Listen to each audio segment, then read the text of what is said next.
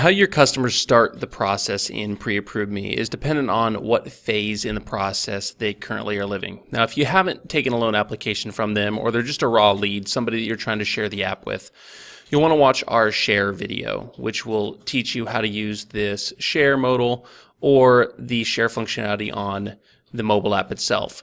If you're trying to create a loan from somebody who's already applied, let's say they came through your LOS system, you sat down with them in person, you have a loan application, and now you're trying to create a loan for them so that they can take your app out there and have the tools that they need to be responsible when they're shopping.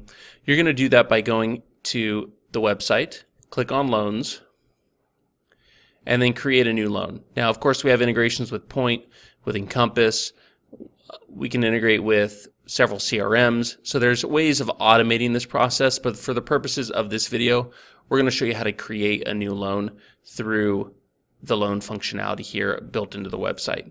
So again, that's loans, new loan, and then you can import a Fannie file, in which case you can find the file on your computer and import it, and that will create the loan, or you can manually upload the loan here. So I'm going to go ahead and do that.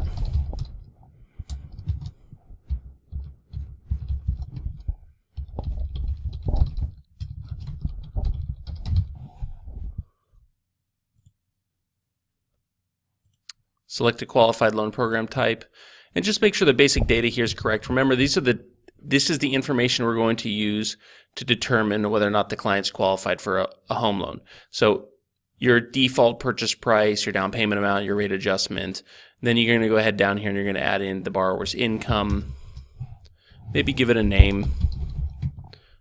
You can input their debts, or you can just kind of put a bulk number that works better for you, and then click Create Loan.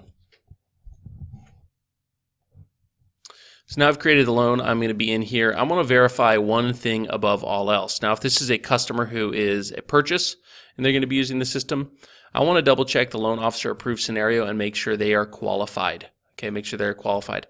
If they are, this is the status you're going to see. And this is what the status is built on. It's built on their financial information, which you've input or uploaded through your Fannie file or imported from your LOS system, and the calculation that you set up as a default for your client. So again, purchase price, down payment, tax amount, etc. Now, if they've fallen outside of qualified status, that means that something is wrong when this calculation and their finances are compared to the loan programs, okay, which is like our guidelines. So let me give you an example of that. Let me click Edit Loan. I'm going to increase my purchase price to $500K. Now, I know, for example, that this loan is not going to fly because it has exceeded the maximum loan amount that I've got set up in my guidelines. So you'll see right here the status is changed to not qualified. So if you create a loan and you see the status of not qualified, make sure you're looking at the information just below that status so you can determine what rules or guidelines are we actually breaking.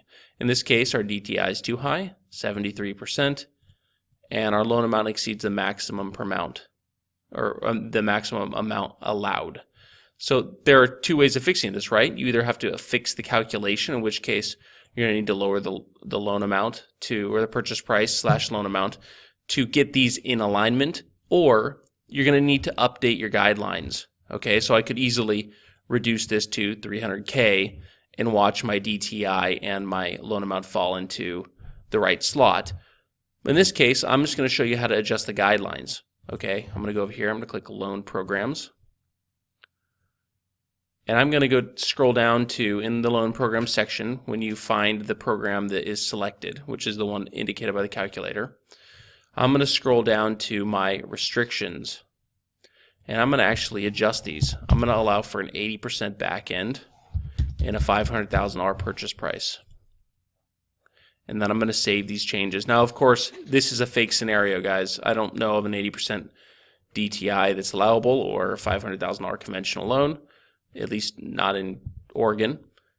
But what you'll see now is that when we compare the scenario that you built to the loan program guidelines, we are now qualified. Okay, so this is the first most important thing you're going to want to troubleshoot when building a scenario. Okay. Now remember, if the status reads qualified and your default settings are to allow your customer to get a pre-approval letter, when they're running numbers in there and they've changed their purchase price and they've changed their down payment, they're going to be able to get that pre-approval or pre-qual letter directly from the app in real time. How do we tell if they have that access? Well, if you click on quick settings here, there are two little check marks. First one is allow pre-qual letter to be requested. That basically gives them a button to push. The second one is, if there's a button to push, do we want them to automatically get the letter after they push the button? Okay, so that's the difference. So if I uncheck the second box here, the automatically one, you will get a request for a letter. If you have the second one checked, the letter will automatically go out. So you can focus on whatever you're doing instead of having to worry about dropping, your activity or your work function or whatever it is to deal with your customer's urgent needs regarding getting that letter out. Okay. This is the basics of setting up a customer's loan. Now I'm going to send them an invite out. I'll go ahead and click Invite Borrower here, or at the top, Send Invitation. And I'm going to send it to both email and text. This is the safest bet. Not all your customers are going to prefer the mobile app. Okay.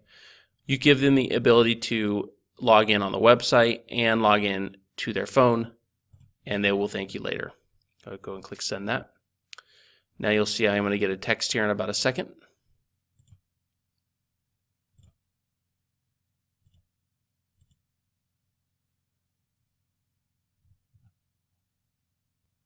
So here's the text, and I click the link, and guys, our app will drop them directly into the mobile app because we have all the data that's required. We've got their name, email, phone number. That is what's required for this customer. Okay. Now, of course, we're going to invite them to add this to their home screen, which comes with instructions, a little arrow that points to the menu here where they can click that and add it to their home screen. Once they do that, this will appear on their phone as a normal app would. And now they've got all the functions that your loans have available to them. Okay, again, remember this is configurable based on your settings. If you want to learn how to configure your loan, lead, realtor, dashboard configurations, you'll want to check out that video. Okay, so we've successfully got this app on our customer's phone. And you can see here I also have an invitation to get access to this on my computer. That should give you enough information to understand how to set up a customer and invite them. For additional resources or help, guys, as always, reference our help center or reach out to your favorite Pre-Approve Me support representative. Take care.